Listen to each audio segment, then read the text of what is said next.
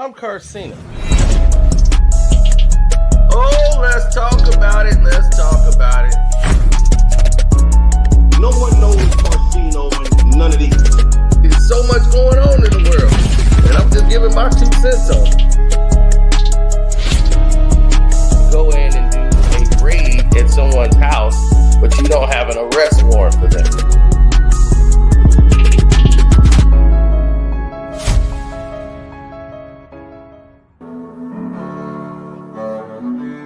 How would you rate your 2025, like looking back on the last year? It was hard, really hard. I was like heartbroken.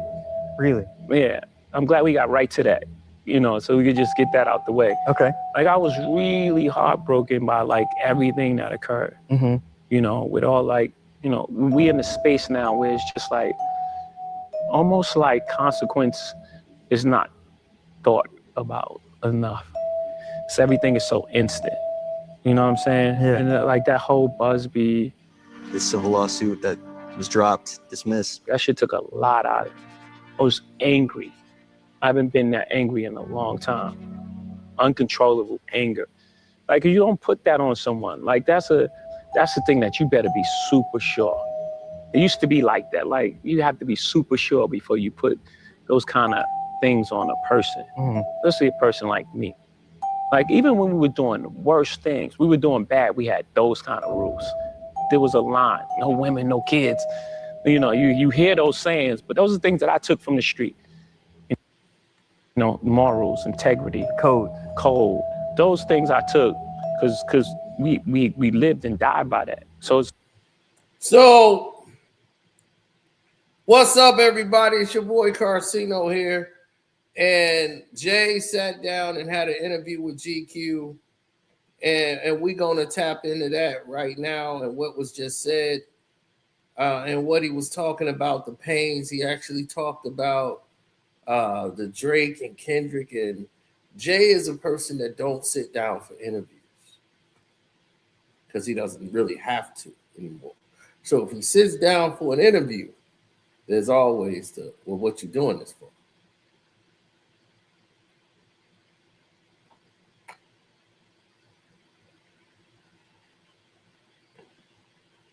Now,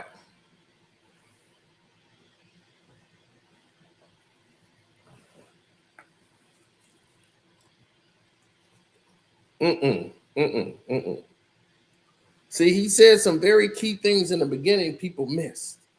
He says there was always consequences behind these actions. If you was to do or say something for everybody in the game, there was consequences for it. You couldn't go ahead and move forward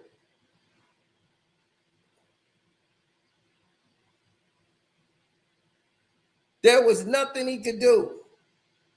There was going to be consequences behind these actions. Consequences.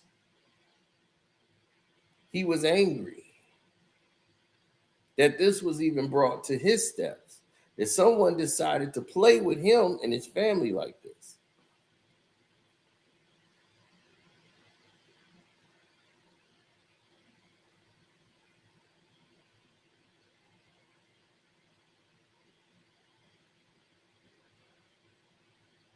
Strict for me, like it meant a lot to me. I took that really hard, and I knew that we was gonna walk through that. We was gonna walk through that because first of all, it's not true, and the truth is, at the end of the day, it still reigns supreme. When you're feeling these feelings, how do you then bounce back? Now that was an edit.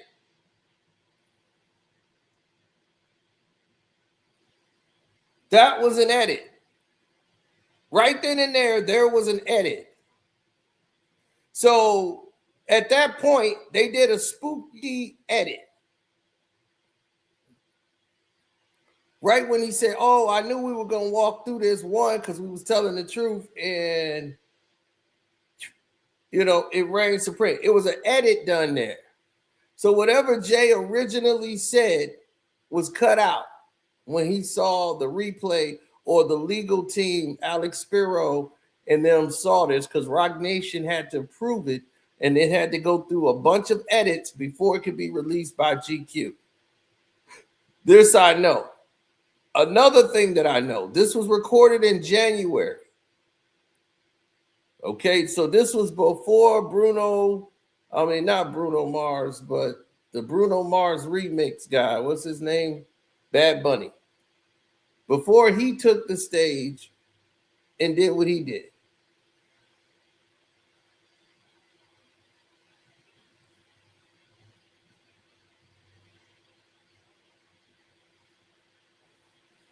Listen, man, Jay is playing y'all.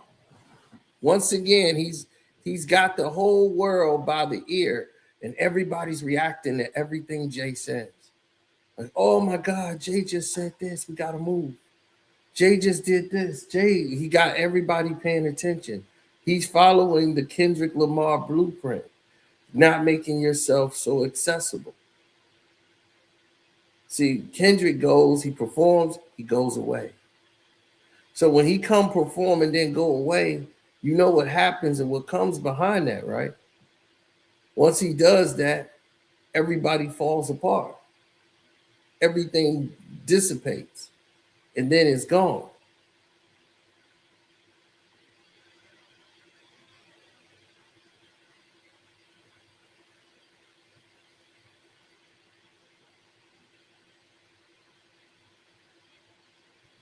How many times have you seen Jay-Z make moves like this? When he sits down, there's a big purpose going on.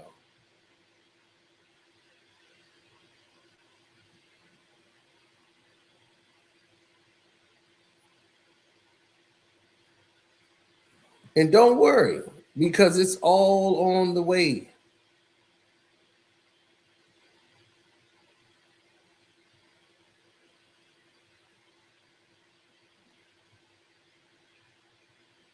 It's all on the way. You see, all of these people who call themselves in the mix,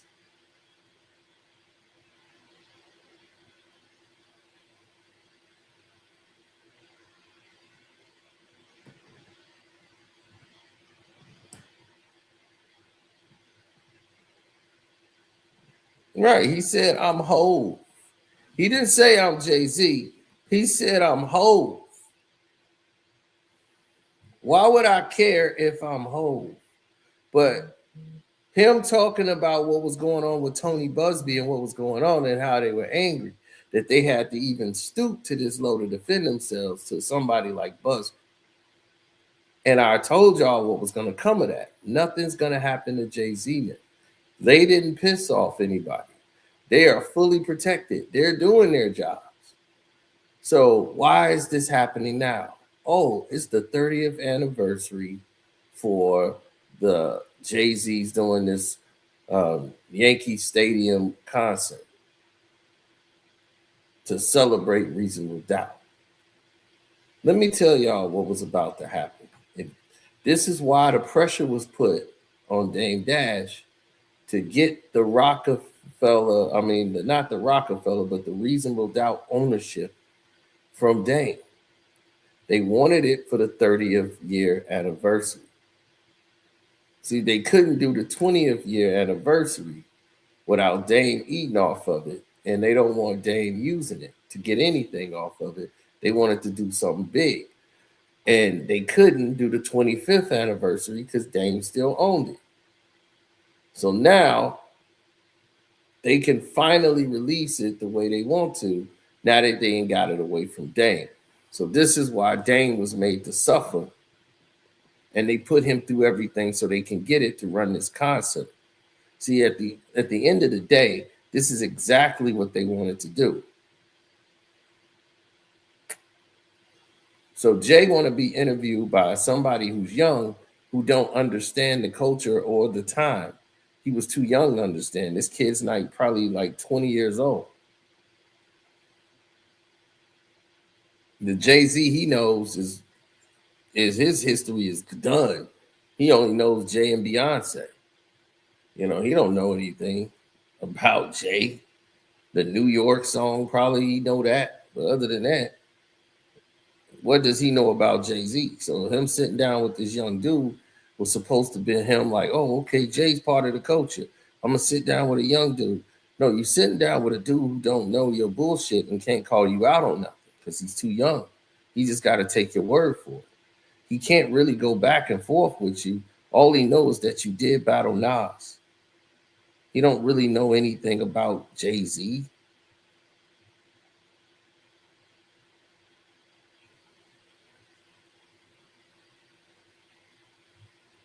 Jay has been one of the greatest manipulators of the game. Told a lot of lies in this interview. A lot of lies with confidence.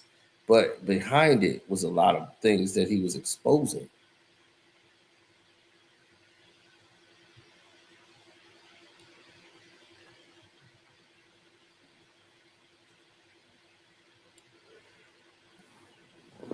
Now, what was also exposed in this interview was a lot of telling manipulations. And get back to being Jay-Z. I don't know. This is the first thing I'm doing. Yeah. Actually, it was just like, all right, man, we played enough defense. Like, no, I'm not going for that. Like, no, I make art first, and then I make sure that I'm compensated for my art. I didn't take advantage. I didn't get here by taking advantage of people. I didn't take it. No one. That's not my reputation. That's not what I do. I didn't get here by taking advantage of people or taking advantage of, the loopholes in the system or some wrinkle in like a capitalist structure. That structure exists, and I just see the world for what it is, not for what I want it to be. I'm a realist, not an ideal. It's not idealistic. People speak about the world how they want to see it. You're never gonna win like that in your life. It's not happening to you, it's happening for you. When you Don't skip over that. Yeah. It's not happening to you, it's happening for you. So you just gotta know the distinction. Everything. Now, see what he's saying? It's not, if it's not happening to you, it's happening for you. You got to know the extension of what that means. And like he said, he was talking to that young kid. That young kid didn't understand what he was talking about. That's why he said, do not skip over that.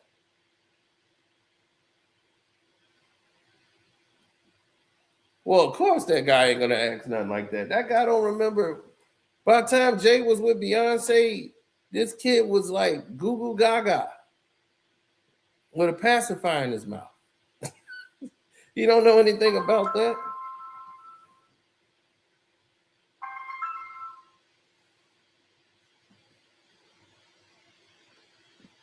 No, he's talking to a language where other people would understand, but he wanted this guy to understand and focus on that. I'm going to let you guys hear it again. You see, there are certain jewels that were dropped. It's not happening to you, it's happening for you. So you just not happening to you, it's happening for you. When you Don't skip over that. Yeah. It's not happening to you, it's happening for you. Now, you know what that is for? See, Jay trying to sound like he's smart. He's just repeating what he heard other people say. That meaning is something they tell people who are being screwed over and they don't understand it. And they tell them, it's not happening to you. It's happening for you. This is for your benefit. But why is it always something bad?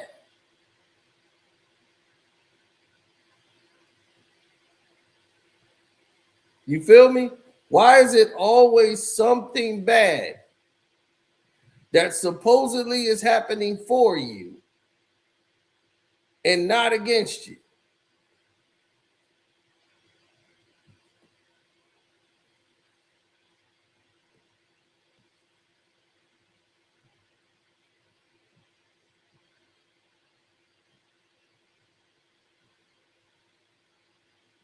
Why is that always the case? It's always something bad. And he says, this is not something being done to you, it's being done for you. See, there's a lot of things y'all don't know that we do know, and that's going to be on the Patreon. So if you don't got my Carsino for Life Patreon, today's your day. You better get over there because we going to go behind certain things that happen. Certain woman didn't sleep with Jay-Z and didn't, go along with the plan. And it backfired. And you know what was said? You're ungrateful. And this is not happening to you. This is happening for you. We're going to let you go. Even though this chick was sleeping with the president or vice president of the company that nobody knew about, the vice president had to let her go because the president was home. Right when they just released their album. A lot was going on, buddy, under the scenes. She didn't want to play ball.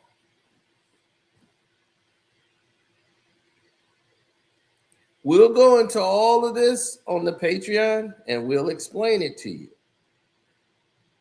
And this is part of a psyop. That's part of the manipulation and what they tell you to brainwash you when you're being screwed over, saying, look, this is not happening to you. This is happening for you. This is for your benefit. How me losing all my money is for me. You're going to come out better, a better person for this.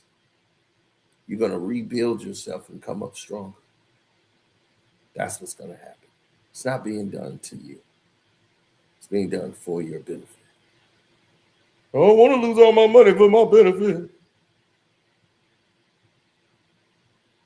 Oh, somebody figured out who it was. Somebody figured out who it was real quick. So you just got to know the distinction. Everything is just how you relate to it. There's no good or bad. Shit happens. It's life. When did you reach that acceptance of? You see, there is no good or bad. Stuff happens to you. It's just life. This is part of a psyop that gets you to not believe in God anymore. You control your own fate. Don't believe God has anything to do with it. That's what they teach you when you're at the apex level of celebrity. These people do not believe in God at all. You hear? There's no good or evil. So all the wickedness that happened that you see, that's not bad at all. It's just things happen. This is what they teach you to convince your brain to accept all of the things that you've seen before you, all the wickedry.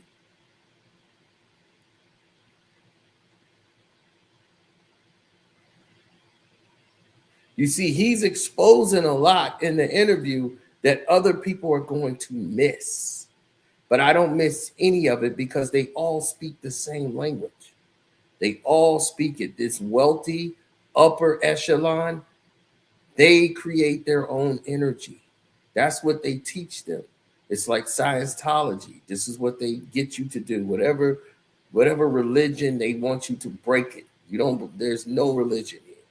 They want you to do that. These content creators, they want them to do that on YouTube, everywhere. Code wording, exactly. You know, I'm already reading the code book, all about the codes of this world.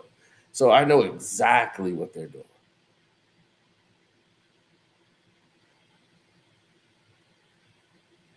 There is good and evil. Things don't just happen. They're forces of energy that you allow. You bring negative energy around you, negative things will eventually happen around you. Positive energy people can inspire you. For instance, If you listen to a song, it will uplift you without you even knowing. Play Patti LaBelle, Somebody Loves You, Baby, and see, won't you feel uplifted when you hear it?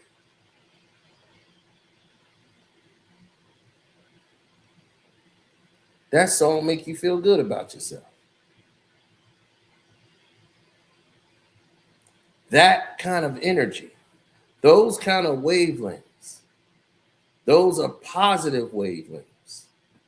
See, they know things you don't know. They keep you in the dark to what they call frequencies.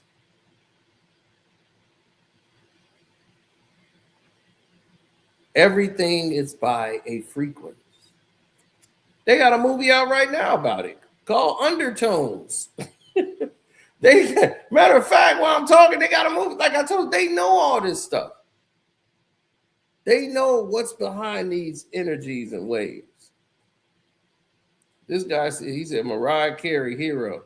Right. There's positive movie music and there's negative. So if there can be no up without a down, no top without a bottom. If you wouldn't know, you wouldn't respect life if you didn't know what death was.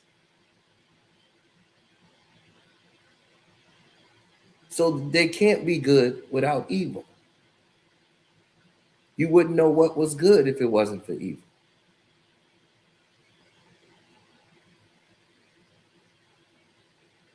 So this is what people got to realize, is that when they look into this hourglass and they say, man, why are people acting so savagery? Look at them. They just twerking and just showing off their body. They're being programmed. Listen to what they're listening to, the frequency of the music that they're listening to. Drill music. That's teaching people and programming their mind to go crazy and go out and pop pills and run out and start shooting people. That's the negative energy that they were promoting and paying millions of dollars to street gangbangers to perform, to influence millions of youth to go crazy, get on syrup, pop Molly, and make it a party. To destroy a culture of human beings. They put two people on television, Christian Rock and Blueface. Two people who have done nothing to the culture. And they put a TV show with them just fighting each other, hitting each other, everything, toxic. She's pregnant and drinking liquor. They promoted that to Black people every day and made money off of it. Sick people are running this world. I don't let that kind of nonsense influence me, but I see it going on. I could listen to NWA and it's not going to make me go out and start blasting everybody in the streets. I could listen to Tupac, I could listen to all these songs and it doesn't influence me because I have a ground, I'm centered. I know that's just entertainment, but I know consuming too much of energy to where there's not just entertainment, it's just demon and demonic.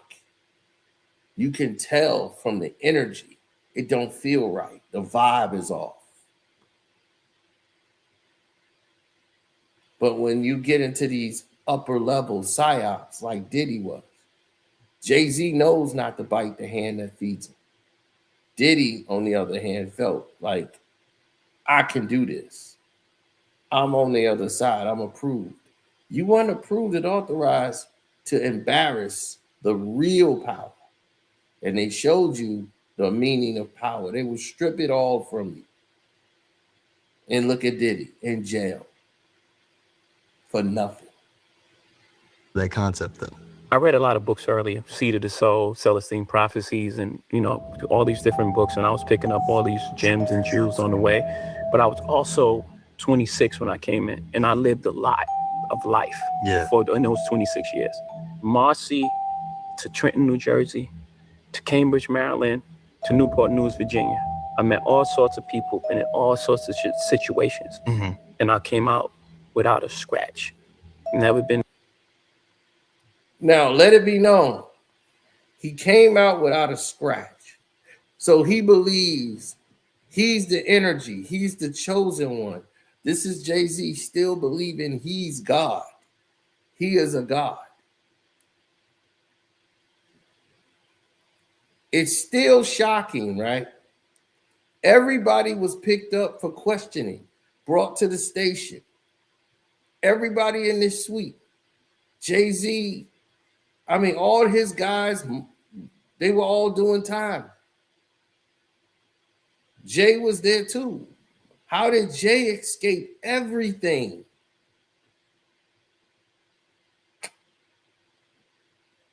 How did he escape?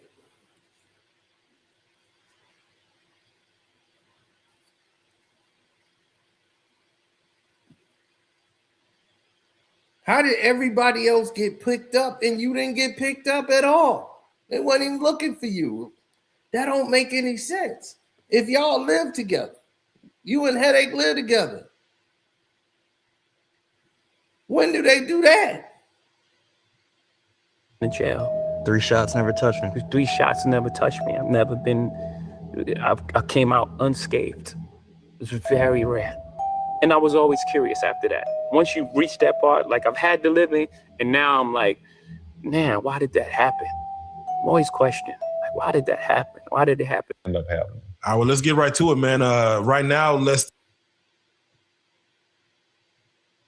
So, Jay wanted to know, why did it happen? Why was he the one? He's trying to make it seem like he want the public to think about it. Yeah, why didn't he 3 shots close range and it didn't touch him? Why didn't he get shot? Why didn't it happen? He feels like, I'm a God. That's why I was born for this. He believes it's off his own energy and not by God's plan. This is when you get destroyed in the end. Everything that you think you're building towards and what you worship, money, it's going to be your undoing for your family. You're going to pass that down to your seeds, your children, everything. He thinks this is just it. The fall will be great.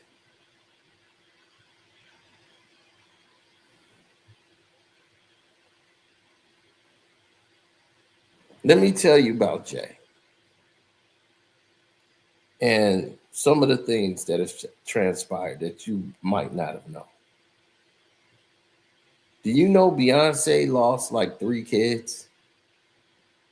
She lost 3 children of Jay-Z's.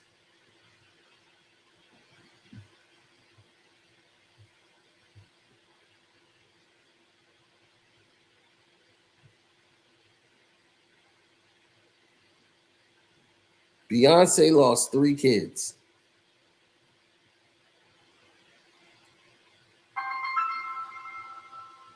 Uh-oh, here they come. Here they come.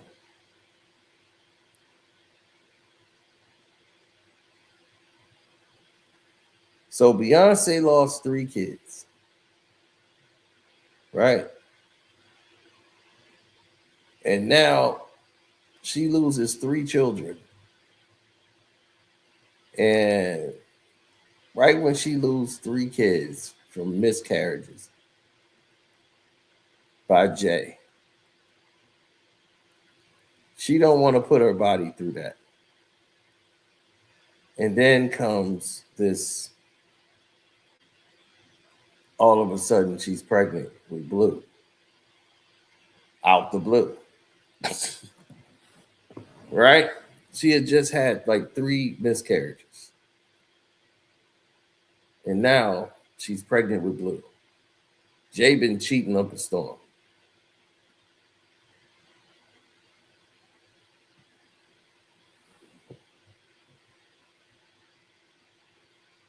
YouTube algorithm coming for y'all. Well, see, here's the thing, though. The whole world should know. If you listen to 444, Jay confirms everything that I'm saying. He spoke about the miscarriages and confirmed it for real on the 444. Jay don't cheat. He confirms it. In this interview, he says, I don't even go back and listen to the 444 because it's too real. It's too personal. He just had to get it off his chest. It was holding him down like a weight. He had to basically confess to his activities. See, most of y'all didn't listen to the 444. You heard it, but you didn't listen.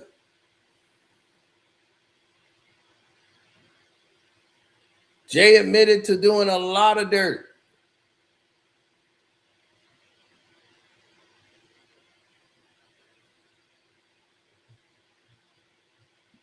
On a lot of different songs.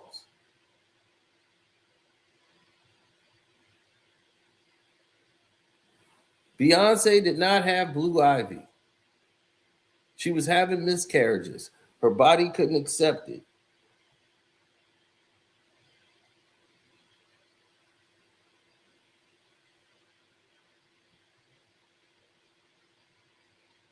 So what happened next?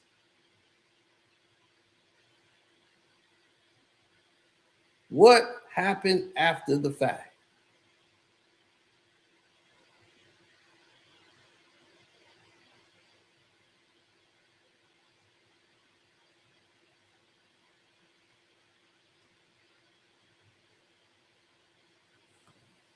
It's very simple.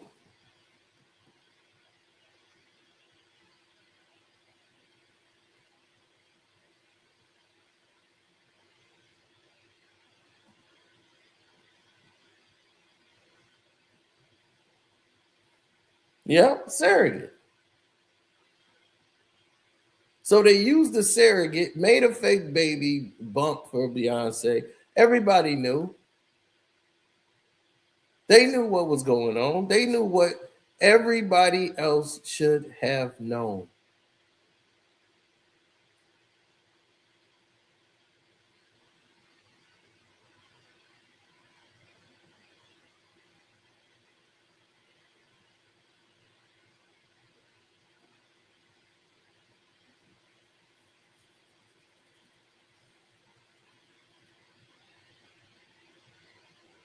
Exactly.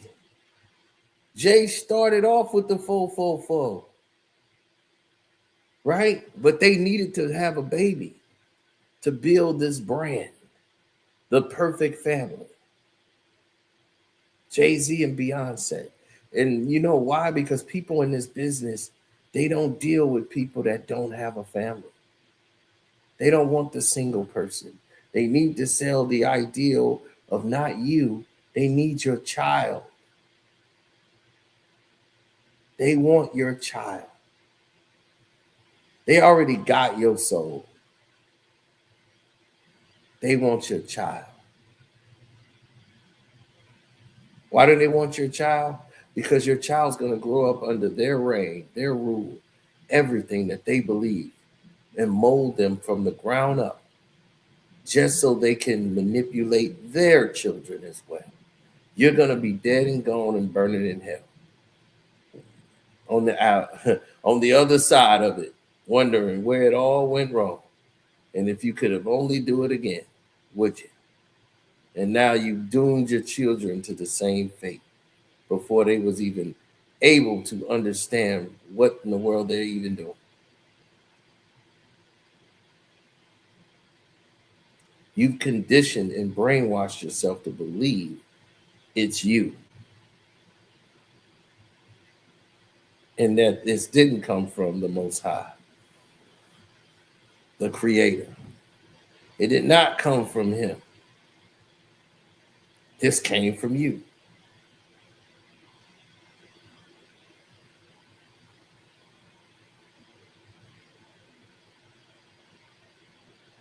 Jay-Z took $750 million in cash for 25% of his Duce stake. And his stake was worth $1.5 billion. He sold it, 25% of the company, for $750 million cash because he's not cash liquid.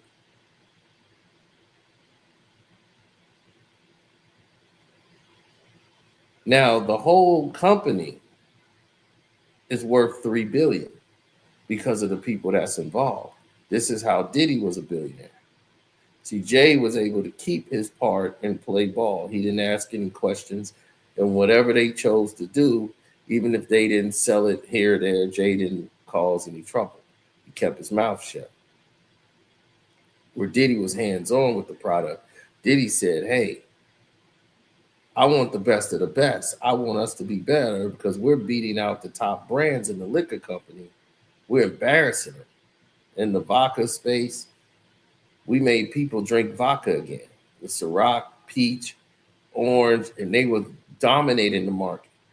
So he wanted to know, even for his tequila and everything else, he wanted to know what he was paying for. He went over there to see it. And they were just giving him what was left over.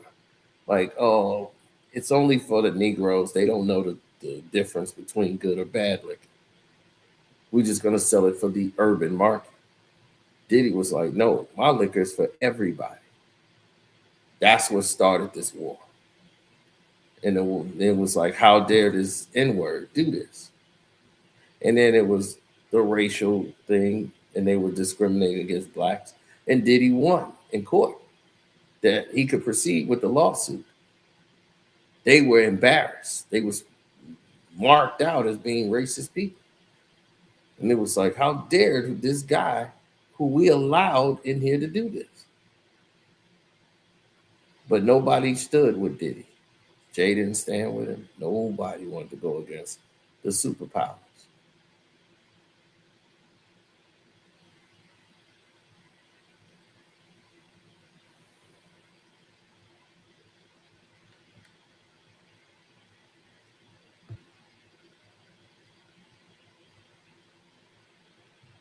Mm-hmm.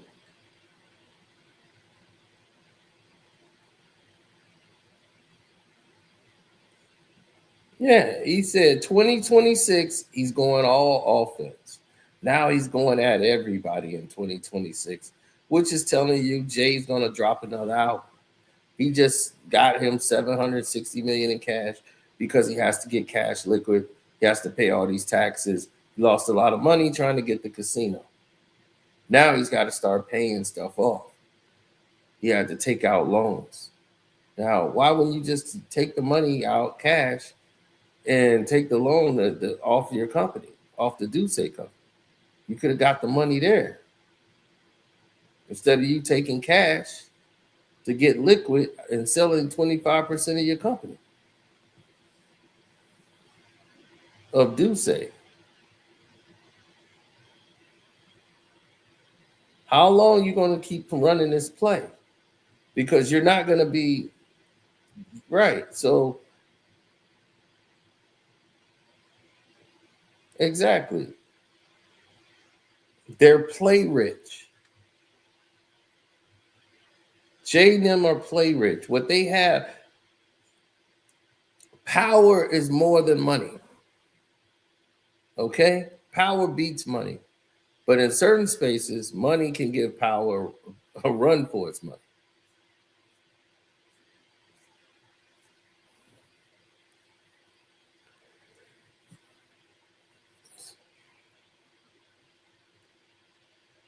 Power can dilute your money. Take your money from you. Leave you with nothing.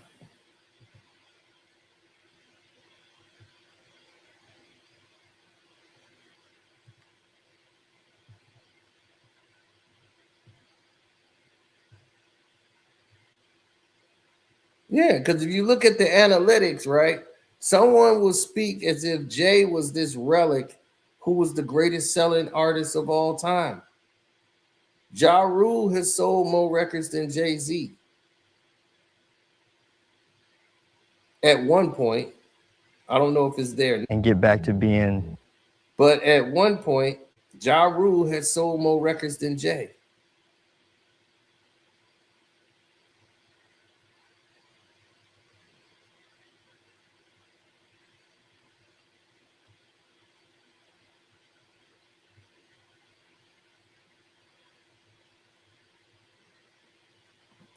I don't know what's going on with No the Ledge lately, man. He's just been talking crazy and reckless.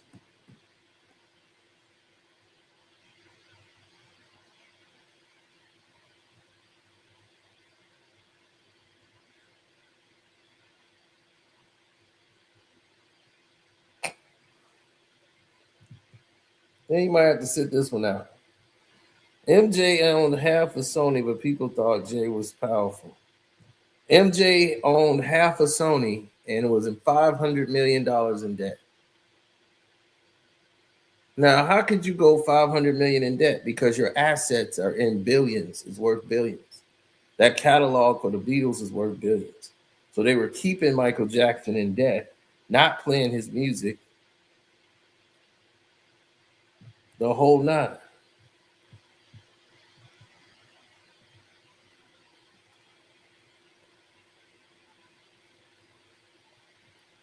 No, Beyonce had those twins. That was years later.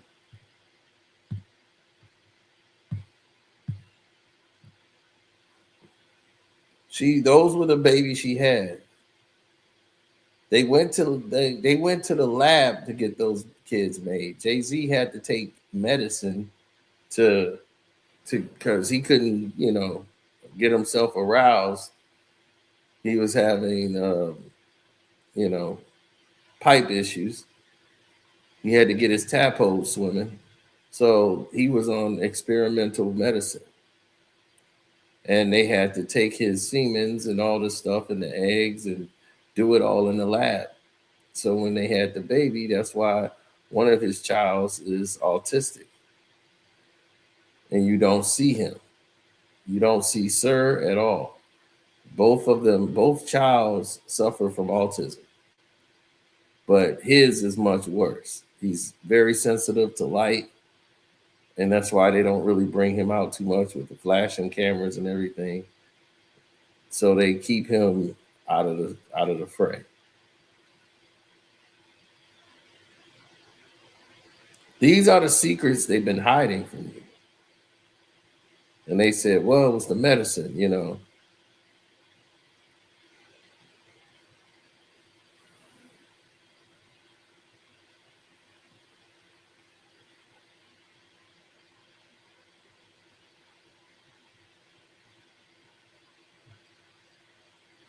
Well, you got to look at all of this is to promote and get people ready for the 35th anniversary because he wants to re-release Reasonable Doubt with a couple of new songs on it and do a 35-year-old, and he's going to promote this big concert so they can overcharge people and have people over there like LB going to see Jay-Z perform Reasonable Doubt. And here's the thing, when Reasonable Doubt was out, it sold for like 43,000 copies at one point. It didn't even sell 100,000 units at first. And this one, everybody was Tupac and Biggie out. Like, it was crazy.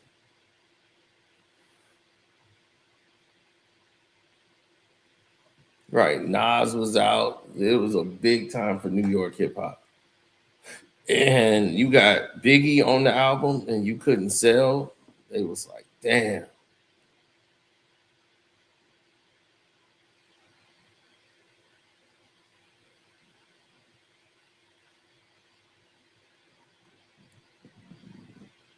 Well, when you start quoting John Bon Jovi,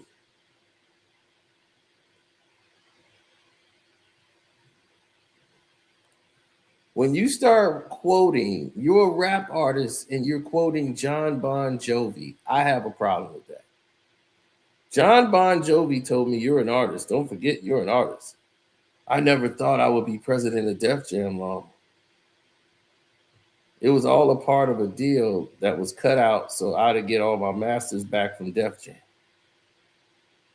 It was a give and take there. And I really wanted to learn. I wanted to see what was going on behind the curtains. That's what he said. But this was a deal and a way to get his masters back. But you had to pay over $20 million because you used $20 million of the marketing money from all the artists. You took all their budget money to promote your comeback album. You put $20 million in marketing on an album that didn't even sell 1 million records or just barely sold 1 million records. Kingdom Come. You had a video that cost about $2 million in production. Show me what I got, little mama. Show you what you got, pearl lady. You got the GoDaddy girl. You got all this Dale Earnhardt. Y'all over in Italy or Spain somewhere racing cars. It was ridiculous. Speedboats. Jay thought he was the biggest star. He was on Monday Night Football promoting his new album. He was pushing his album everywhere. Method Man couldn't get any money for his album. LL Cool J's budget was gone, and that started a beef. Everybody's money was cut.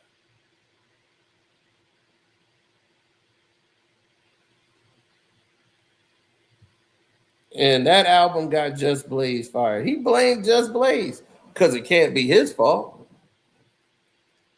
He came off as dated. Hip hop had changed. He's back with the old Yankee cap, still doing the same old hove. And the game had moved on. The game had changed. And Jay was the old guy. It was about Dipset. It was about them. They had the movement. They had the swag. They had everything on lock at that point. They had a small little run, but they run in New York was huge. And they weren't trying to hear that old Jay-Z thing no more. Once you left and said, I retire, and you stepped off, nobody was trying to see and hear the old Jay. You know, they was like, dude, you through. G-Unit came through, had a movement. It was all about the young. Everybody moved on for them, and the guys you had wasn't holding it down. Kanye was the only one doing something.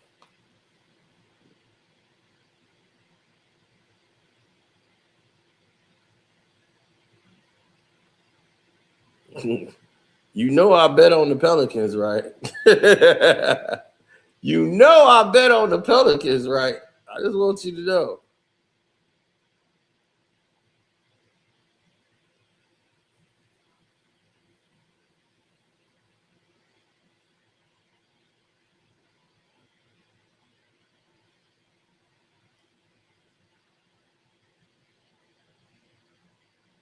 Nah. You see, what Hove don't understand, and well, it's not really Hove, but there they go. There's the lead. Hey, you know I got the Pelicans plus 16 points. I told you they was losing to the Pelicans tonight in New York. We just talked about this last night, did we not? Come on, Pelicans. Oh. Yep, y'all finna get me into the game. But yeah, like Jay was talking about the song, like You Must Love Me and Soon You'll Understand, because he thought they would be big hits. They weren't big hit records. Like he said, like, man, he's like, but the wins are so big that when he don't hit those, oh, there you go. There you go, Murphy. 86, 83.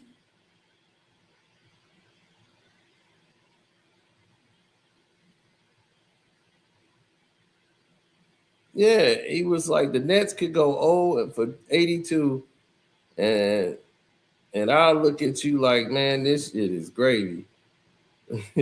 But they were saying like it's all wins. He's like, if I had 0.0000 the Nets, I won. It's like I had ownership in a basketball team in Brooklyn. I actually relied on me heavily going to Brooklyn, right? So if I didn't win the championship with the Nets, I still won. No, you didn't, Jay. You lost.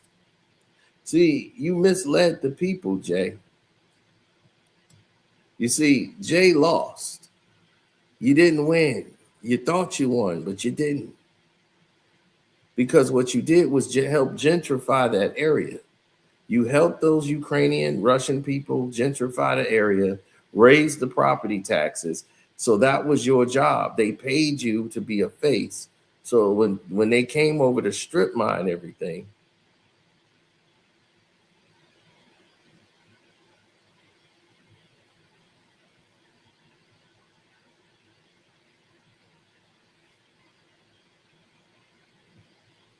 yeah. He was like, that's big facts, that's my hood. Yeah, he did. You go over there now, all those spots is gone. Everybody who was living there all those years, the blacks in that area had to move. They raised the rent up so high they couldn't even afford to stay there. Look at the restaurants they put in there. There's a lot of Russian and Ukrainian restaurants.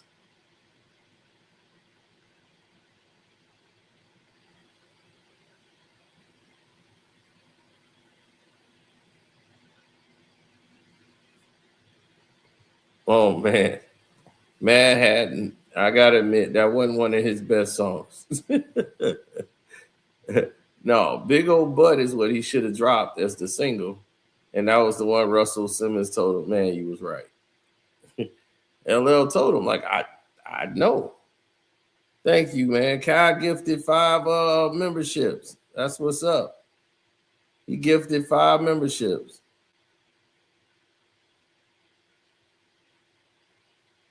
So y'all can thank Kai for gifting 5 memberships. That's love.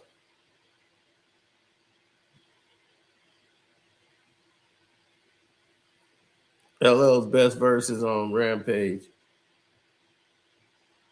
I'm that type of guy. Is ridiculous. It is so. The video is even more insane. And I used to listen to the song, and I was like, oh my gosh. Now that I go back and listen to it, it sounds even more ridiculous. And LL Cool J is my favorite rapper of all time. So trust me, I know all about that record.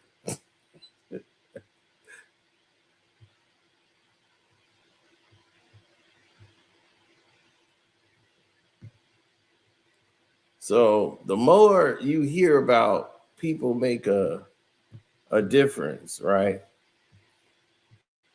When they start talking about good fortune and all of the things that go wrong and not freaking out over certain situations. And he keep talking about the blessings and the blessings that he didn't get a deal. It was a blessing, but he talks as if the blessings come from him because that's what he's being told. That's why he keep talking about the seed of the soul, the Celestine prophecy. He keeps believing in prophetic things like he's the prophecy. He started to believe his own bullshit. Here's the thing that people who are enamored with idols, what power does Jay-Z have? Right? I mean, what does he put in place? You know what I mean? Like, what system do we put in place that's feeding somebody, right? You're a billionaire. So if you're a billionaire, you don't have to work for your money. You don't have to do anything anymore. It's on automatic pilot. You think Bill Gates got to make computers? You think he got to go into Microsoft to make sure everything's working?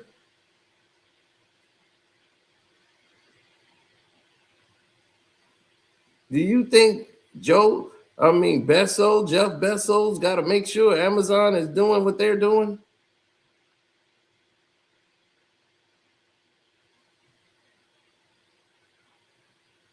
You really think that? That's on automatic pilot. Those guys are going to make $1 billion. They're not just billionaires. They're going to make billions every year. So they're not going to go broke. Jay's not going to make billions every year. He's not going to earn that. That's their problem. What infrastructure that you got that's going to employ blacks and help black people, your people, succeed? They got places in part that's helping the Jewish people eat. They have communities, they have recreational centers, they have all of these things together. There you go, babe.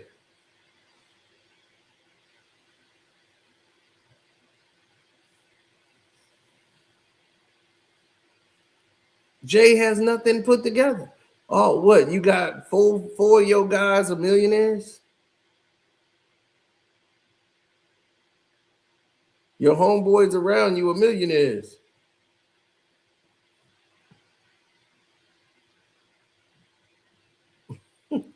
Wow, that's really doing something. How many people you got jobs for?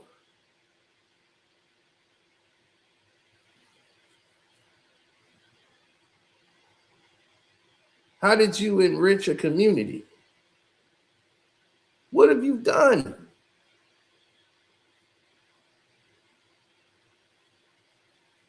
How did you build up Marcy Projects?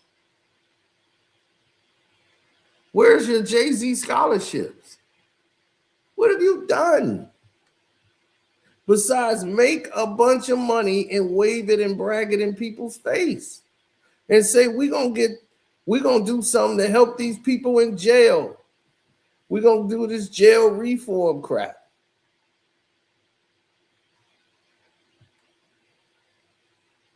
Not everybody black go to jail, Jay. How about we put things in place so they don't go to jail? They can actually get an education. So they don't have to go to jail. They don't all have to be rappers, Jay.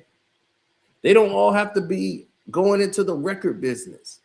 They can actually contribute to society. Myth Bleak shouldn't have to lean off you. Tata shouldn't have to lean off you. They should have their own corporations and businesses.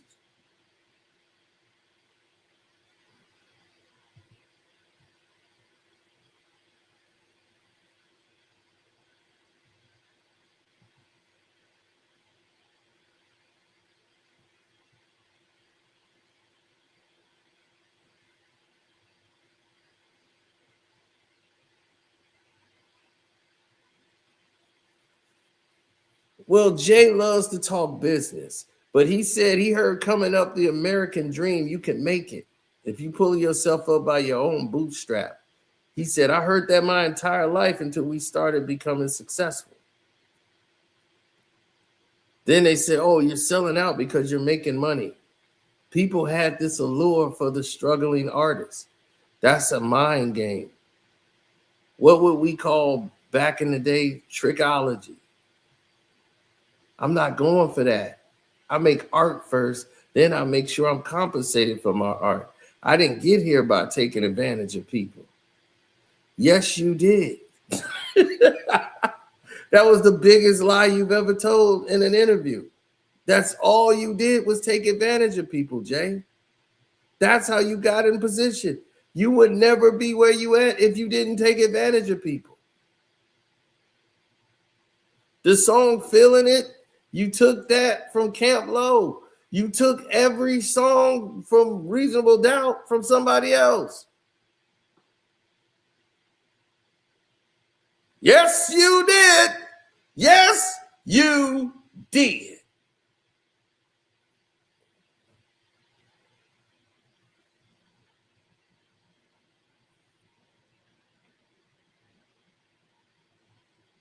Now I'm sitting here trying to figure it all out. And I'm like, oh, I know it firsthand what the problem was.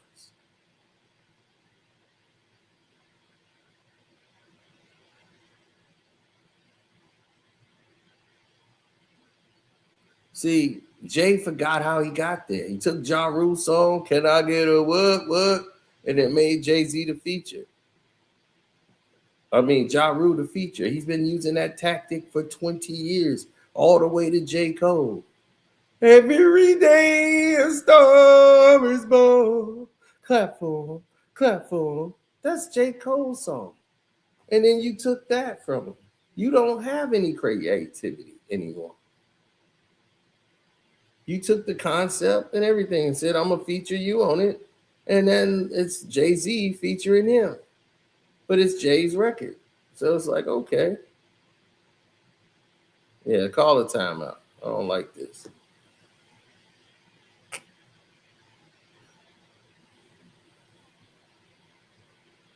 Yeah, it took Young Chris' song, took everybody's song. That song, 3 in the morning, I'll be picking her up. 6 a.m., I'll be whipping her up. He had to pay for that. That's real Rare Essence song. See, you two bring all this stuff back up.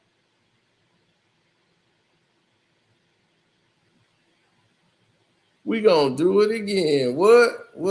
We gonna do it again. You had to pay money for that. He thought he could just steal it and get away with it. But so you've been famous for so long, you think you could squeeze that lie past people, and you got caught.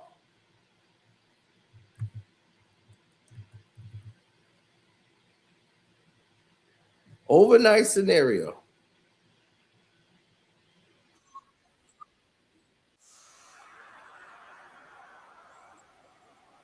In the morning, the lights go out. 6 in the morning, you can hear her start to shout. 7 in the morning, she'll be calling the cab. 8 in the morning, talking about the pussy head. 9 in the morning, then she just getting home. Talking about the overnight scenario. 3 in the morning, the pancake house. 4 in the morning, we'll be rolling to my house. 5 in the morning, the lights go out. 6 in the morning, you can hear her start to shout. 7 in the morning, she'll be calling the cab. 8 in the morning, talking about the pussy head. 9 in the morning, then she just getting home. Talking about the overnight scenario. Now, that's the overnight scenario.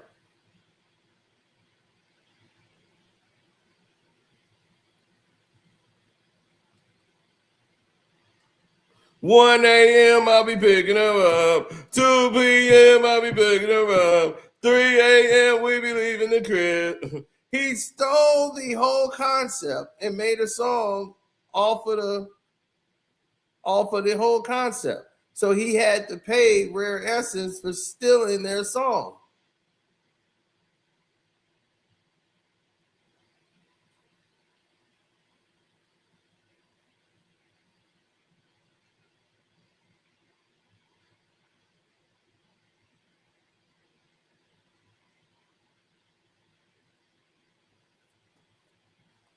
Three a.m. I'll be getting her up. 4 a.m. I'll be picking her up. 5 a.m. at the Waffle House. I'm like, oh my God. 6 p.m. I'll be digging her out. 4 a.m. leaving my crib. 5 and 6 a.m. we gonna do it again. What? We gonna do it again. I was like, oh wow. When I first heard it, I had no idea that this was their song. Because I never heard the overnight scenario till later, after we had heard the J song. So I'm like, man, this is crazy. We had no idea.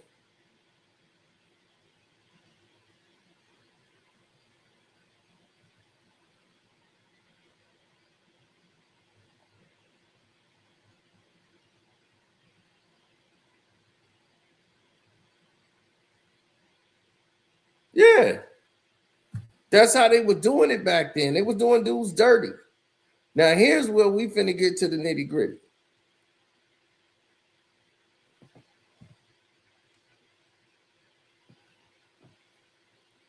Because see, Jay started to talk about if blacks own 1% of something and Elon Musk own 20% of Tesla, you wouldn't say it's not his because it's not white owned. But if I own 1% of something, Jay, that 1% of something meant nothing. You couldn't get a loan for that. All they did was pay you money. You couldn't make any decisions. You couldn't do nothing for the Nets. You had to agree to sit courtside like a prop to sell tickets. And part of that deal was Beyonce had to join you. That was the deal. You had to sell Nets games. You had to sit X amount of games for the Nets, and then Beyonce had to be there for X amount of games. That was part of your deal. So why are you making it sound like you were this genius businessman? They used you as a face to pull off their agenda. This is why the NFL knew they could trust you.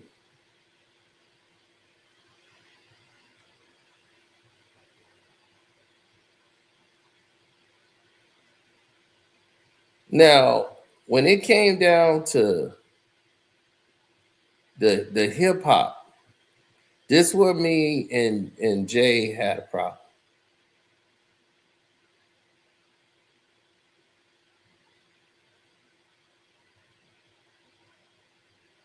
And this is when, before we get to that, he started talking about Nipsey Hussle.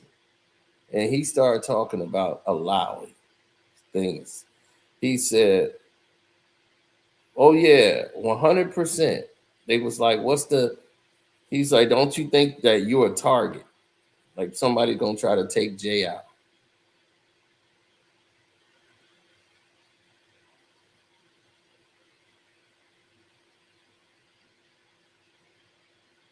They just called something ridiculous on Queen to help the Knicks out.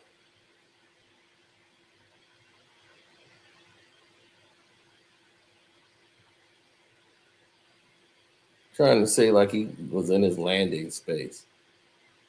So they're going to review it. Now, here's the scenario.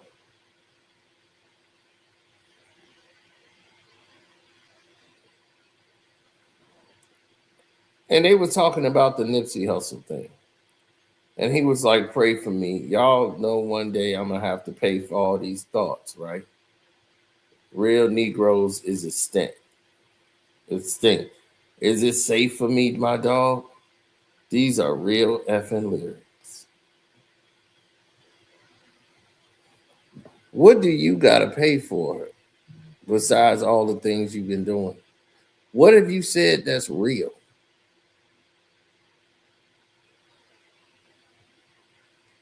All you did is make money off the black community. They pain, sweat, equity without giving anything back.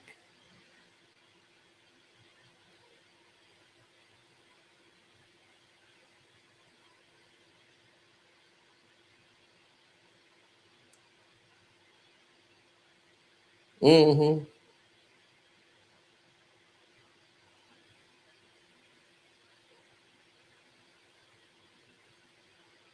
Oh, he said he wasn't going to pay a settlement because that's not in his DNA to do all that stuff.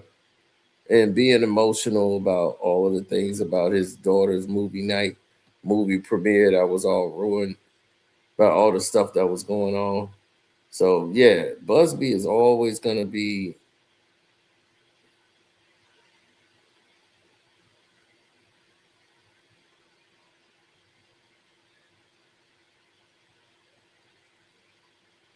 That's a ridiculous call.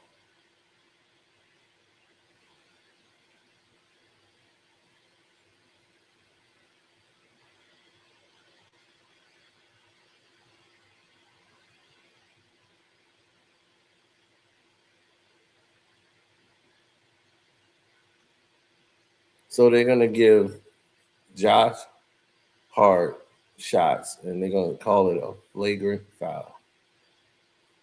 Wow.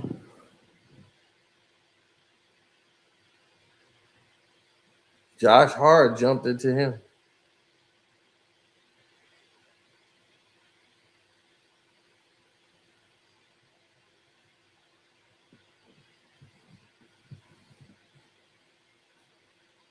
Yeah.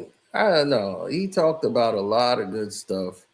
He talked about the 444 album and how he don't like listening to it. He was like, we took that album away, we buried it because it show up different, you know. And he was like, just wanted to get it all out of his system. But he don't perform no songs from it. You know, like that was just to get that off his system. No, that's what you had to do because all of everything with the elevator, it was ruining your brand. So y'all couldn't have that.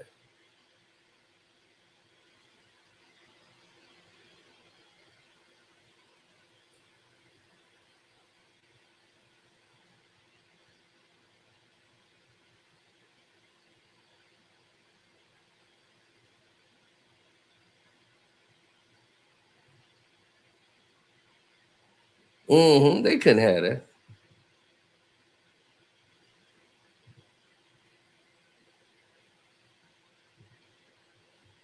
Well, when you got people that understand it, and this is where I had a problem with a lot of things they was talking about when it came to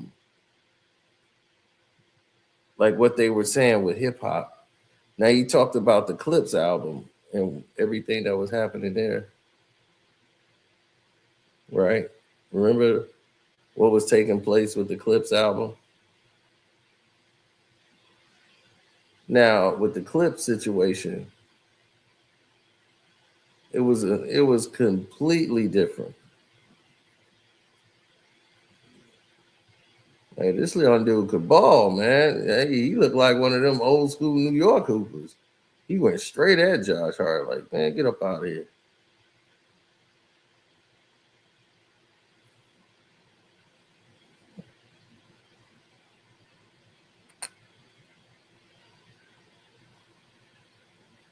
Right. You know, that's the thing about the Clips album. You see what I'm saying?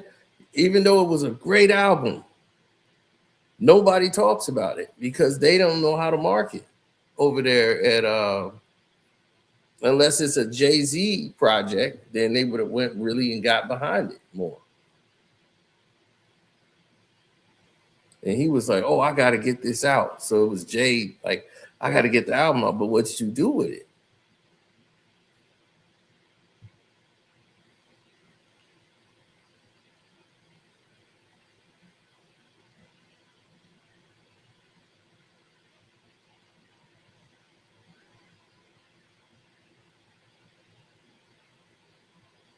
Well, yeah, they talked about Kendrick for sure. And this is where he loses me, right? Because he started talking about K Dot. Then he started talking about artistic choice. Now, this is where it gets interesting. Oh, artistic choice. Okay, Jay, let's get into artistic choice because you want to go down this road. That's fine. Let's go down the road of artistic choice.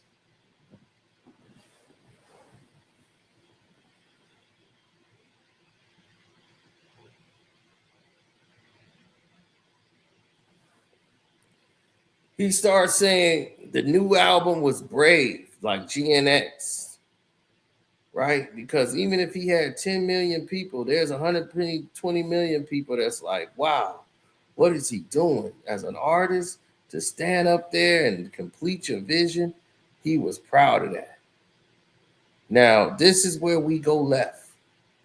When he started talking about battle rap and rap beef, and he's like, as a spectator, he was like, I'm gonna say something you're not gonna like. Well, he said that's kind of presumptuous.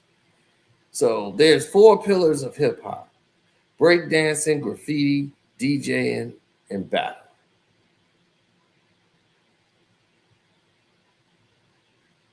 Right? That's how he looks at the 4 pillars of what hip hop, the core of hip hop was. And that's not true. Rap didn't start off with battling. Okay? That's not how rap started. Rap started off as breakbeats, partying over breakbeats. That's it. It did not start off with battling. That was not the case. Because people was trying to get the party started. So rapping was a DJ or an MC just in there telling people, come on, everybody, just move your hands, clap your hands, everybody, come on, dance. That's how they used to talk. That's how they used to get on there and MC. Everybody in the place to be on 1, 2, 3. I want to hear you say in the place to be. 1, 2, 3 in the place to be. That they weren't battling. So for Jay to say that, he's already misrepresenting what hip hop is. When people battled on the mic,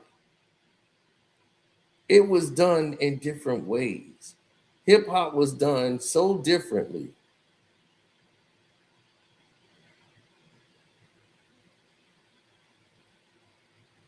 They battled like when he talked about right now, right? The 4 pillars, breakdancing. Breakdancing was what? Battling. They battled crews, breakdancing.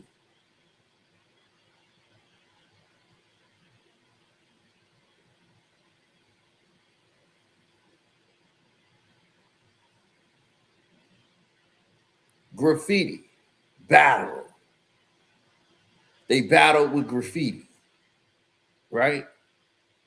Who was the best graffiti artist? They tagging over each other's stuff.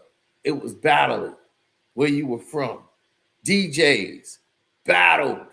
Africa Bambaataa, the Zulu Nation versus Kool Herc, them battling with DJs. Once rap got to going, where the MCs, that was the pillar. So battling was already there. Already there. Battling is in all of it. Hip hop culture is battling. No matter what it was a battle.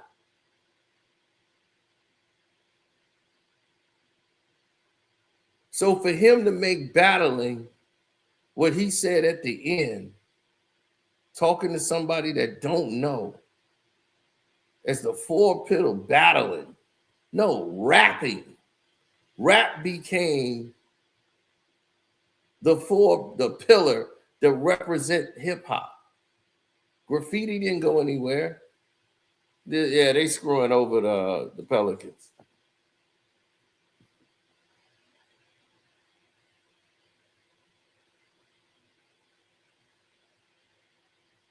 Yeah, battling became out of the rap. So battling was in all of it. Breakdance battle. I used to breakdance battle. So I know it's about battling.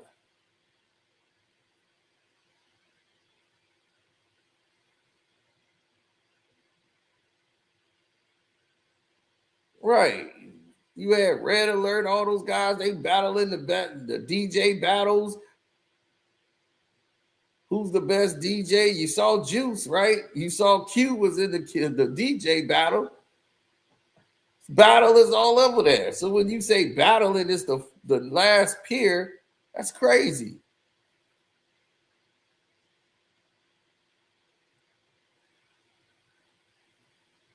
Then he goes from this, right, and says, breakdancing is not the forefront of rap anymore. It's actually an Olympic sport, so that's dead. Graffiti is beautiful in certain places, but it's not a part of hip hop. Like, that's gone. The DJ was in the forefront. Jazzy Jeff and the Fresh Prince. That's true. Jazzy Jeff and the Fresh Prince, absolutely true.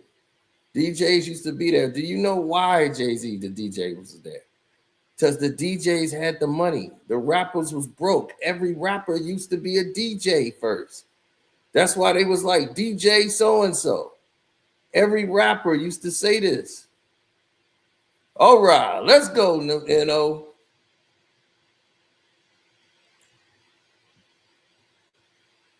Every rapper used to be their own DJ. LL used to DJ. DMC used to DJ. Run used to DJ. Before they had Jam Master Jay, they all used to DJ. Oh, yeah.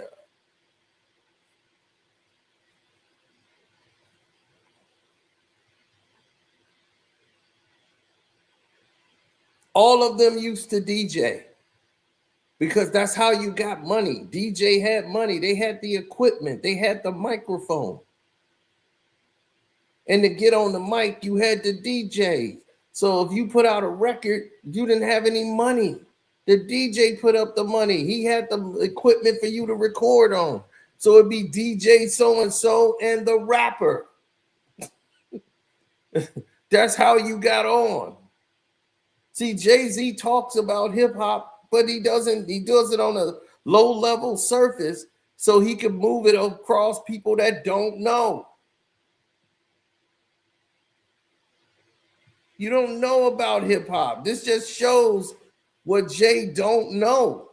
He's just trying to manipulate it, to bend it to his will and his points.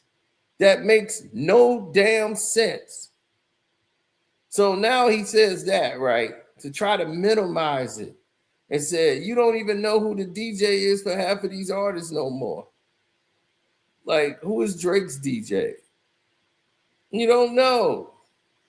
We love the excitement and I love the sparring, but in this day and age, there's so much negativity stuff that comes with it. You almost wish it didn't happen.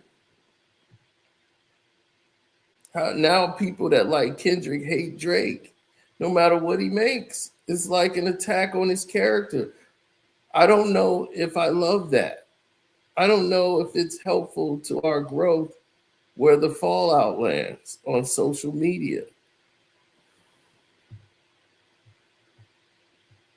He said it's too far. It's bringing people's kids in it. I don't like that. I sound like an old guy waving his finger, but I think we can achieve the same thing as far as sparring with music, with collaborations. But, oh my God, where was all this energy?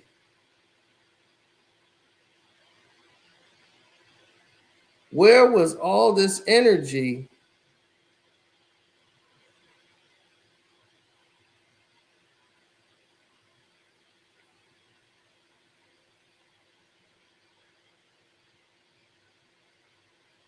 Yeah, where was all this energy when it was the other way around? Right. They mentioning Kendrick Lamar's children and everything else, talking about the kid ain't yours and all that. So I don't see all of this now that Drake lost. We got to try to say, oh, well, they don't like him no matter what he makes. No, he's made nothing but garbage. Call it for what it is if you're going to bring it up. If you're going to talk about it for the way it is, not the way you want it to be.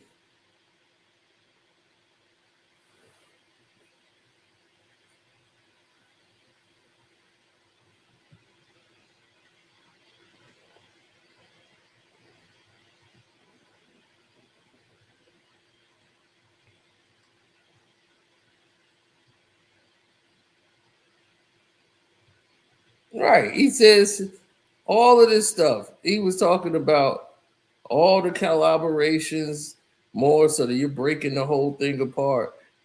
It could stand it, I could stand it before, but there's no social media. But now you gotta battle it. It was fun, then you moved on, right?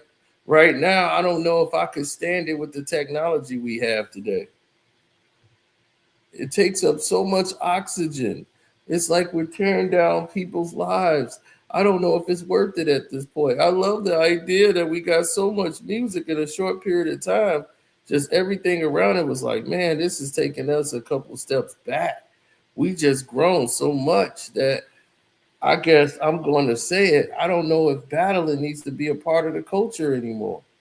We grew from breakdancing. We grew. He's like, we loved graffiti before. The MC's job was to bring attention to the DJ. I want to hear that what the rapper is saying. Now the pillar is battling, and these are all the things that come with it. I have this point of view on it. I do because I know what it sounds like. It's just how I feel about it.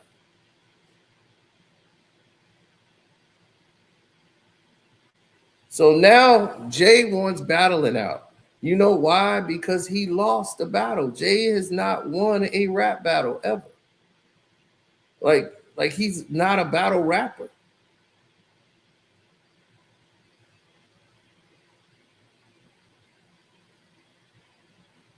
That's not Jay's forte. Jay-Z is not a battle rapper. That's not his format. He's a braggadocious conversational rapper. This is not his wheelhouse. It's not his thing.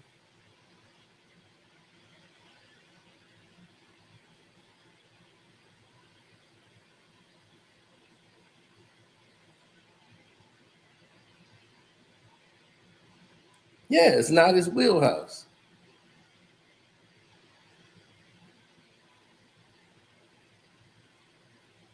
But to say you don't like the culture no more. Here's the thing.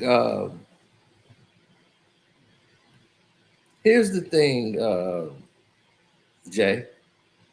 With that Kendrick Lamar battle, who died? Right? Here's the thing.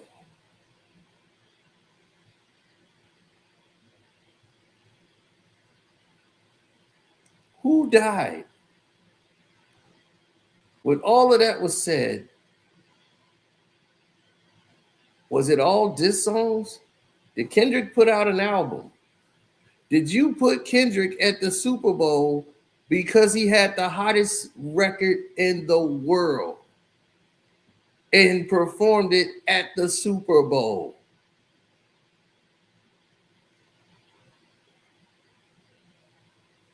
You didn't say, "Oh, I don't like it, man. I can't." If you didn't like it, then why would you put him up there? Because he was the hottest thing in the world.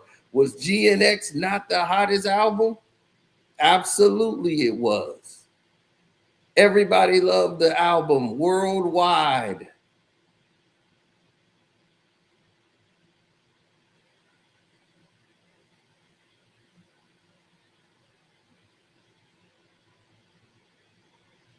And guess what? They won all diss records, buddy.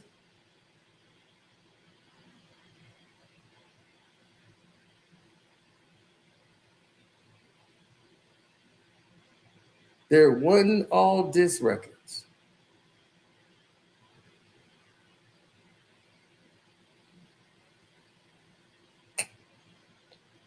So once again, Jay-Z don't like something when it doesn't benefit him.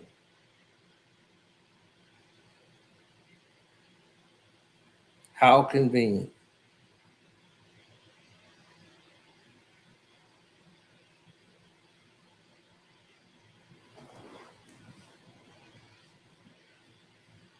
Well, Jay doesn't want to look like, because he's putting out a project. He don't want the Drake fans to hate him, and he wants to be like he's fair. He's not leaning one way or another. But I knew that interview.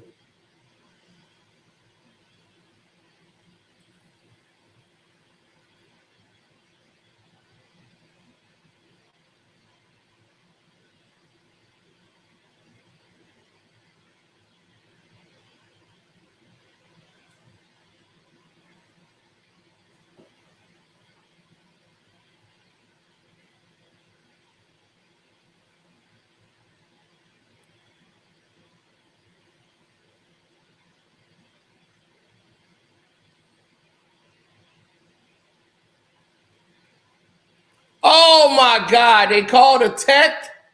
That's crazy. That's crazy. They're trying to do him in. That's crazy. There was no foul on that play whatsoever, and they called a tech.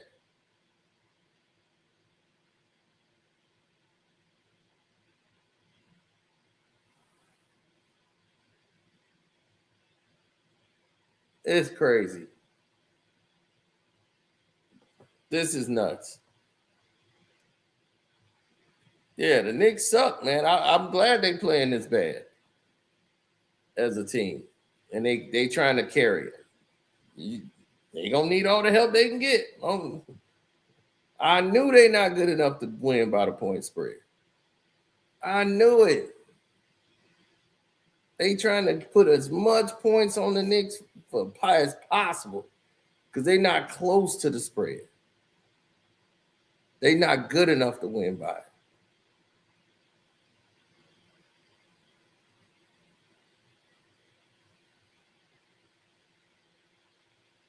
Yeah.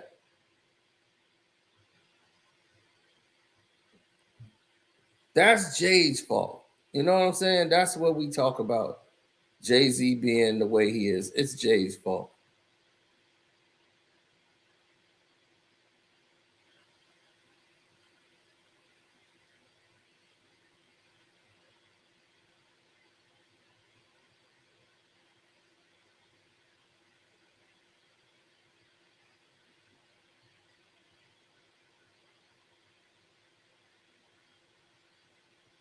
Oh, this guy's an idiot. I never liked him anyway.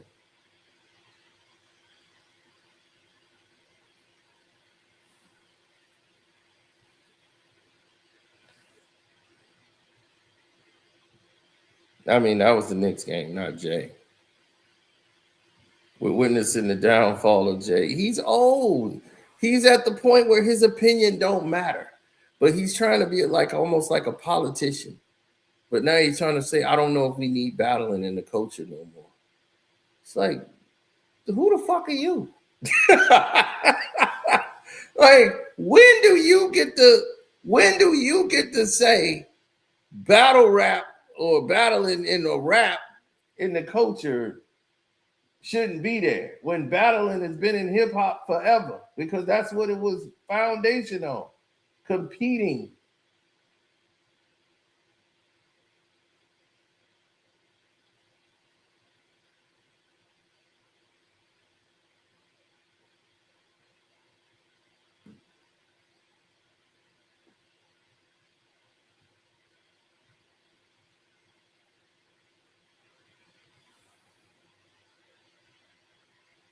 That's the thing. Jay-Z's not a real boss.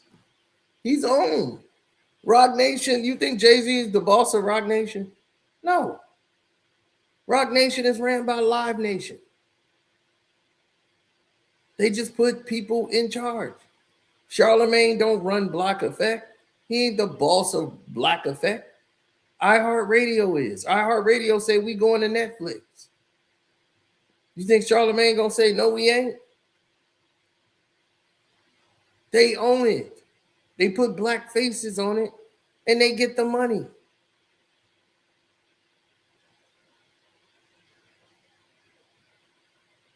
If something happened, oh, it's Rock Nation's fault, not Live Nation. Now they run a company that's got no blame on their name.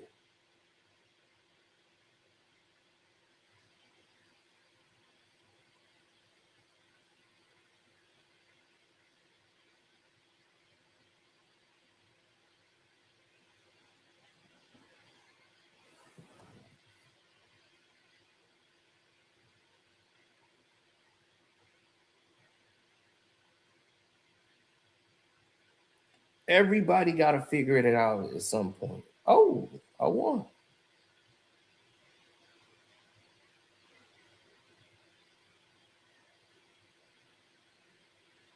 I won. That means I lost. Oh, I got my 7 leg. Yes, sir. They tied. There you go, Krakens. The Krakens got it cracking.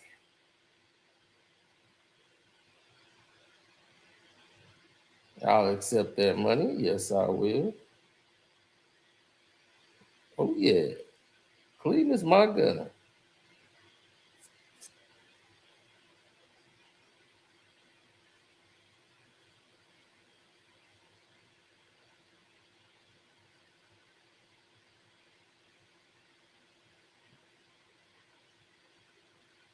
Yeah, we got the under there.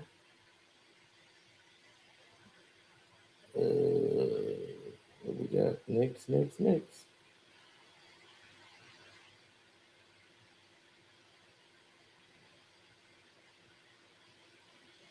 Oh yeah,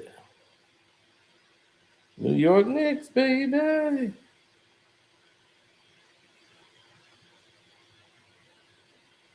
That's what I'm talking about. So you got to be able to put them in their place.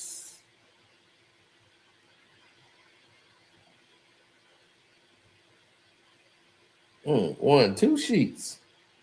That's what I'm talking about. Let's get it.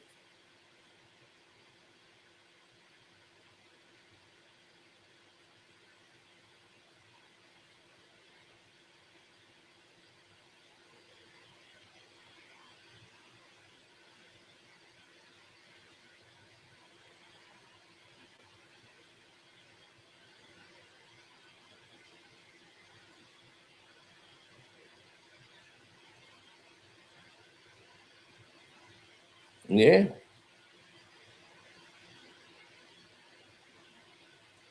Well, Jay-Z let it be known a long time ago what he's about.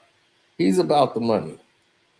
Now on the Patreon, we'll go into the dark secrets that he omitted, didn't he chose not to be a part of.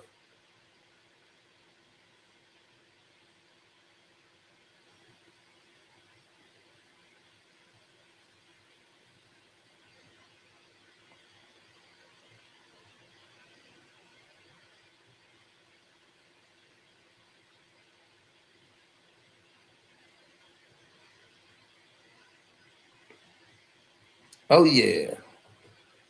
New Orleans Pelicans cover the spread. I get paid. Yeah, they got jobbed out the game. Completely jobbed out of the game.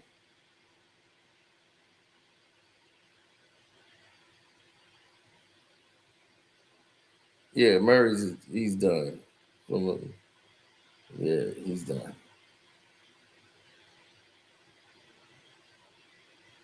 Right. That's what I'm saying. Now you mad because Drake put himself out there and he ruined himself. He exposed himself. Kendrick destroyed him so bad in the rap battle. He's like, no, people don't want to listen to him no more. People don't want to listen to him because he's putting out garbage, Jay. He's putting out garbage. I just don't like this energy, no matter what he put out. It ain't. What did he put out that's good, Jay? What did he put out? That album was terrible. He put out with Party. It was terrible. It was garbage. He has not released any song that's worth a damn, and the people has woken up. They tired of it. It's got pointed out to them on a world stage of that this guy is garbage. That he's really giving you bubblegum shit, he's been passing down to you for 10 straight years. And now y'all been letting him get away with it. This dude changing up accents and everything. Yo, tune for your hate talk. Now he's a goddamn UK battle rapper now. This dude then it's like Jay, you become the old guy waving the finger. Sit your old ass down with that damn dread wig you got on that ain't got no gray hairs in it. Okay, go on, sit down somewhere. Nobody wants to see you.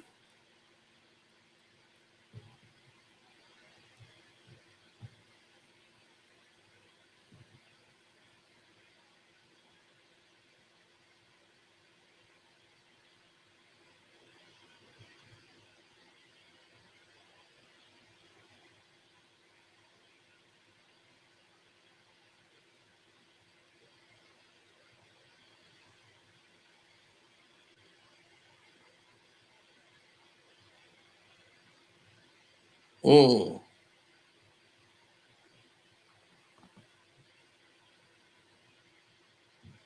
Oh yeah, we're gonna go to the. We'll tell you about the girl. So yeah, you guys said her name in the chat. Yeah, she didn't want to sleep with Jay, so they kicked her off the label.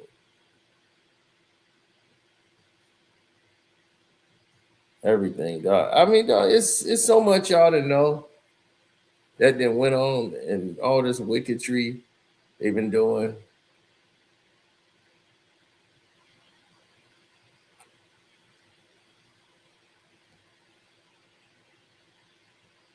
Yeah, Solange don't hang out with them no more. No. Mm-mm. Yeah, he wanted to be Basquiat, and then Fifth exposed him. So he got mad at that. Kanye for the Super Bowl. I don't think they should do that. Because you want somebody that's going to work in harmony and peace and step. Ye will pull out the minute the Super Bowl starts. He ready to do it. I'm not doing it.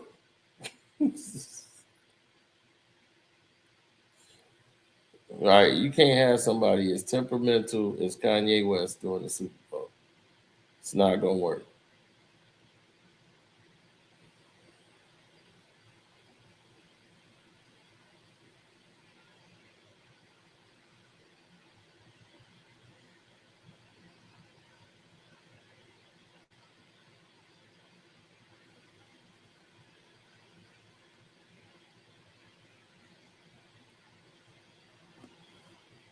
Yeah, Kevin Durant passed Michael Jordan in points. Would you say Kevin Durant is a better basketball player than Michael Jordan?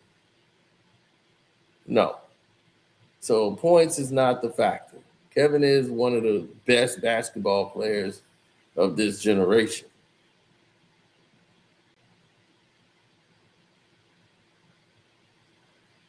Yeah, he's fifth in all-time scoring.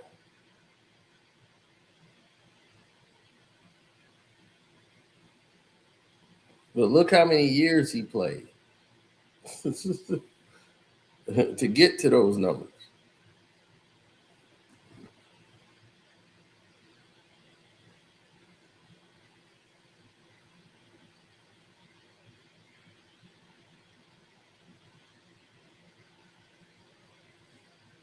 Oh, for sure. What's your best Jay-Z song? What is your best Jay-Z song that you've ever heard?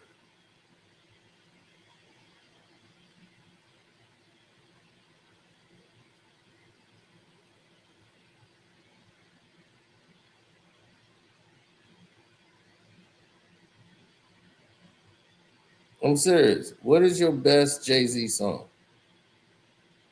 Like if you said, man, this is the best Jay-Z song I've ever heard in my life, what song would that be?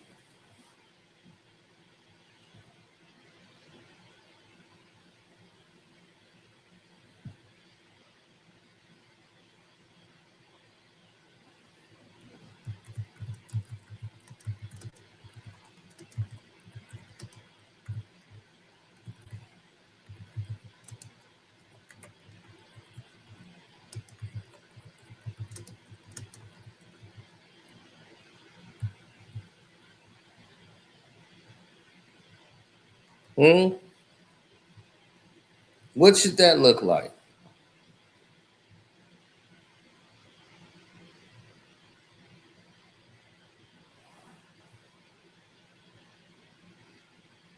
Eminem outsold Jay-Z in 2 albums, his whole career. 50 Cent outdid his whole career in 2 albums.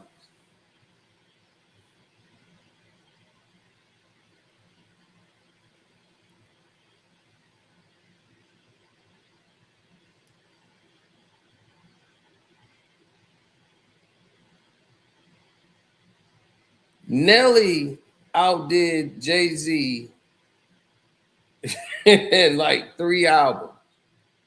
What are you talking about? Jay-Z is not the top selling rap artist.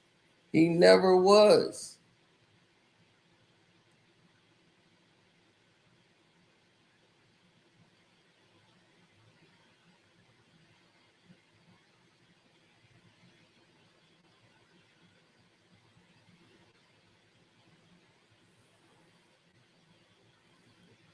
But that's what I'm saying. So it's never been about that.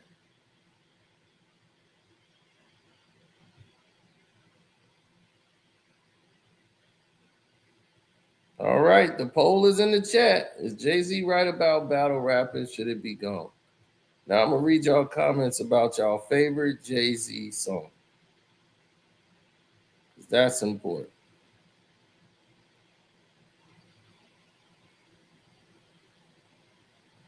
Annie, somebody's trying to be funny. If I die tonight, can't knock the hustle. PSA is just Jay-Z's Where I'm From.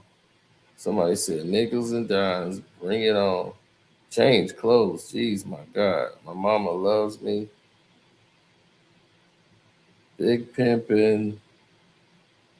Somehow, someway. Oh my God. On the Run Part 2, Allure, Politics as Usual. So I'm seeing a lot of stuff that's on dead presidents. And some people, but the thing is that some of you guys got introduced to Jay-Z at different times. So you guys didn't understand or didn't know anything about Jay-Z, what he was doing or what he was going through or anything about him.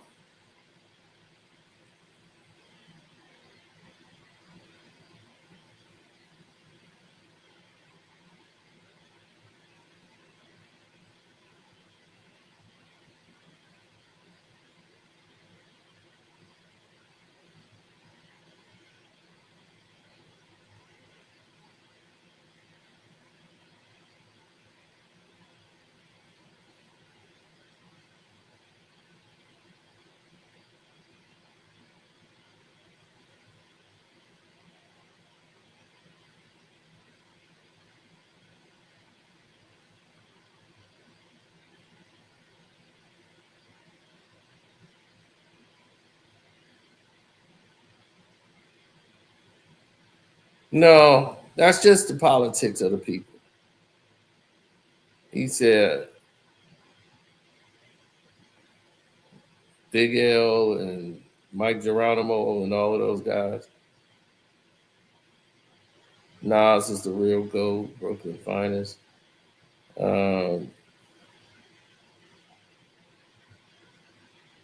My favorite Jay-Z song, wow, it's hard because I was there from the very beginning.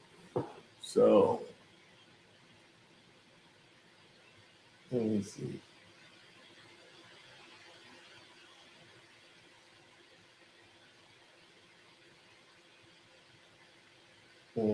What would that be like? What would that be? Like what was the song that I could say is the song? That's pretty interesting. I would say I like Soon You'll Understand. And that's one of his favorite songs, but it just didn't work. You know, his first introspective song.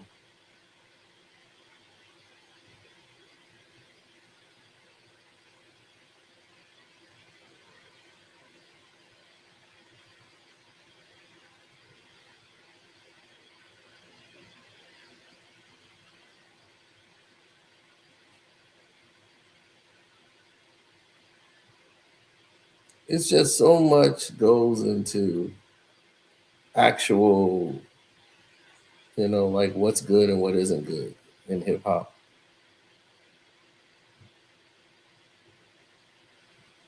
Eminem was low key not talking about it, and I was an Eminem stan. Here's the thing about Eminem, right? And this is why Jay hates Eminem, because Eminem started to point out how, Jay know he can't mess with Eminem, meaning that I can't talk about him because that would destroy my career. He still got the people, the masses, everything. So he had to go along with what he said, about putting things together, with bringing 50 Cent along. And he hate that he can't do anything to stop Eminem.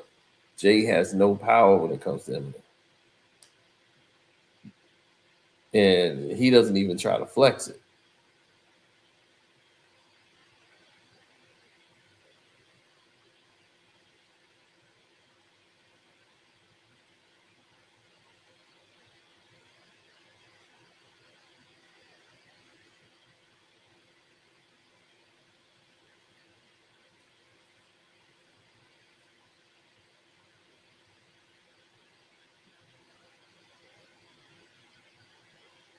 Yeah, well, you got to understand, man, this is society and this is how it works. This is how people come together. And when you don't see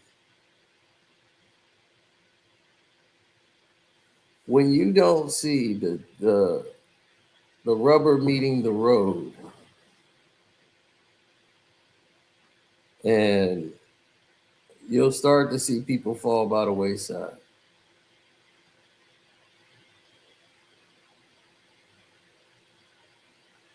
Renegade was originally Eminem and Roy's song.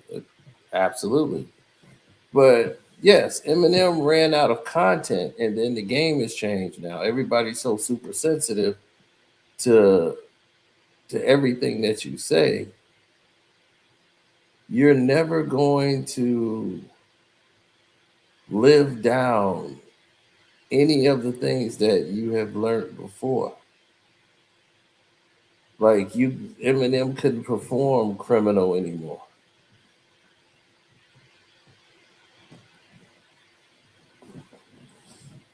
Now, I love that song, Criminal, but he can't perform that song on stage anymore. Homophobic? No, you just heterophobic. You know, a song Disengaged? Oh, my God. He would be canceled now. These are my balls. Get away from my scrotum. You never get hold of them. Oh, my name was Shachi. Oh, somebody shot me. Man, I was just checking the mail. Get it? Checking the mail?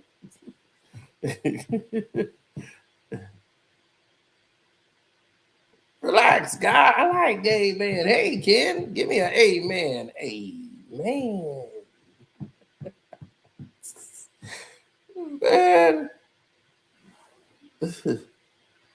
That song was incredible. But Eminem was broke back then. You know, he had success, but not the money.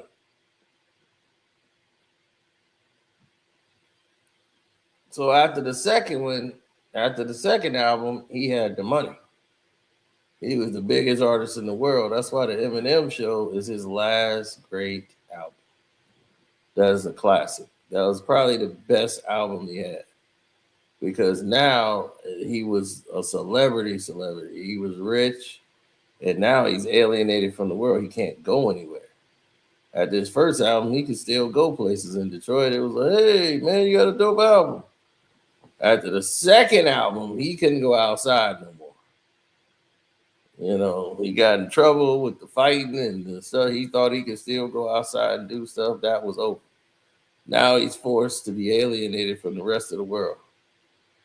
So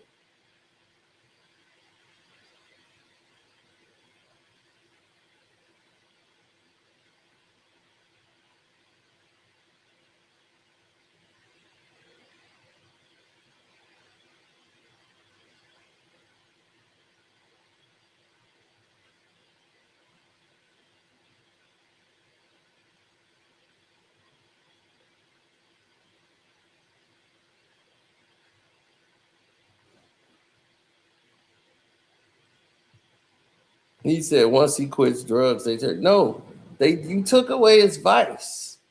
You know, what do Eminem like to do? He's a diss head. They do what they call shock rap. They say things are shocking. Of course, they don't mean it, but it's shock rap. You know, bizarre. You know, what is he gonna rap about now? Yeah, he rap bizarre and do shock rap. My girlfriend's 10 years old. Going down Sunset, smoking crack, transvestite in the front, Eddie Murphy in the back. I'm nasty and gritty.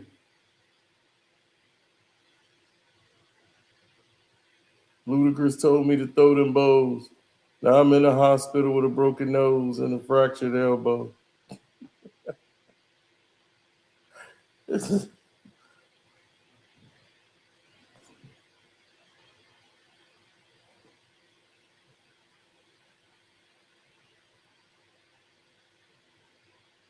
My baby, she's so sweet. She's a paraplegic. She eat with her feet. What you laughing at? She gonna be here next week with a couple of more handicap freaks. You can't rap like that no more. You can't rap like that no more. So how is Eminem gonna come out and do what he do? It's called shock rap. They couldn't.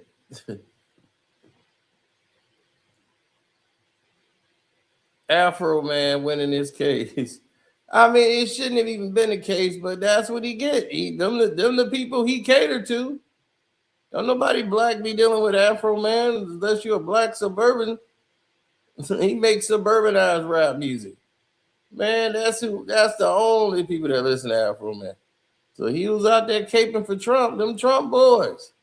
They came and got you. Do.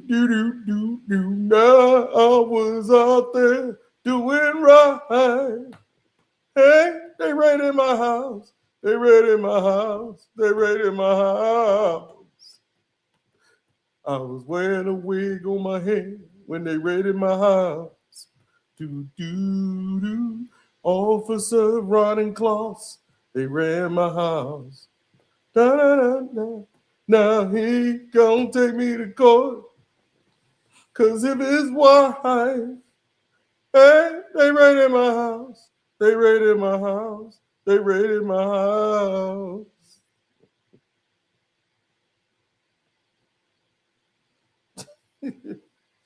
He won because it wasn't no case. How you gonna say he made a mock video of the raid that went to his house and we suing him for millions of dollars? Only in Ohio. That's what I told you. I would never live in the state of Ohio. You couldn't get me. I don't want to go over there. Every time I've been there, the cops are the most racist people alive. More black people are killed in Ohio than any other place in the world. Facts.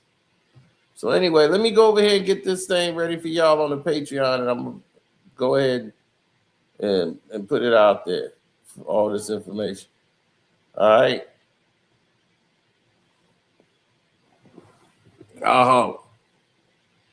Peace.